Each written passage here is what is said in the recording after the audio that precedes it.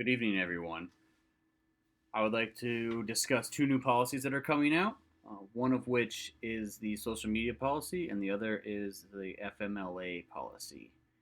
Uh, we are going to first talk about the social media policy. So, just a brief overview this policy is discussing the uh, the requirements for you in your interactions on social media when it comes to the fire department. We put this policy out to allow to give guidance to our members when they are posting on social media. We wanted to do this for a few different reasons, one of which is to protect the department's image on the internet and in the public eye, and the actions you as members take can affect those opinions that people form. So some questions we got are thinking we're going to get about this policy.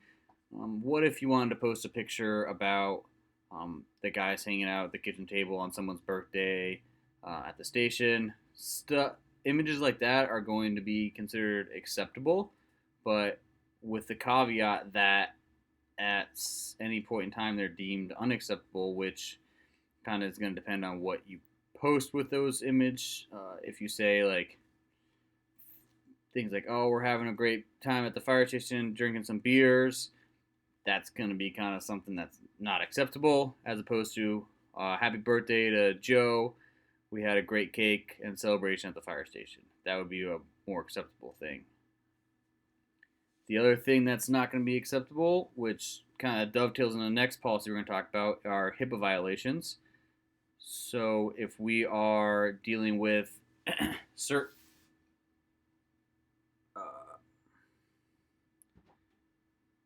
if we're dealing with incident photos, those photos are going to need to be approved through the office of the fire chief before they get posted, just to protect the not only the department's liability on these type of photos, but also your own, keeping you out of issues with HIPAA.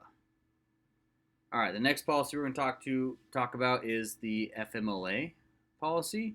So, FMLA stands for Family Medical Leave Act. This is a policy that assists you in keeping your spot as an employment if you face an issue with having to take an extended period of leave. So, in the policy, we discuss how to request that leave, who's eligible, and kind of the few different forms that leave can take. So, big ticket items that this will kind of relate to are if you have a sickness with either yourself or the family that results in periods where you cannot work. It also kind of tends to relate to pregnancies or other issues if child care is an issue because your partner is unable to care for the child. Those are the types of issues we're going to deal with. A big question we're going to get asked on this is, do you get paid if you're on FMLA? And the answer is, it depends. It's going to depend on how much leave you have built up. We can use your own leave to do that, to pay you, but once you run out of leave, you are going to be on leave without pay.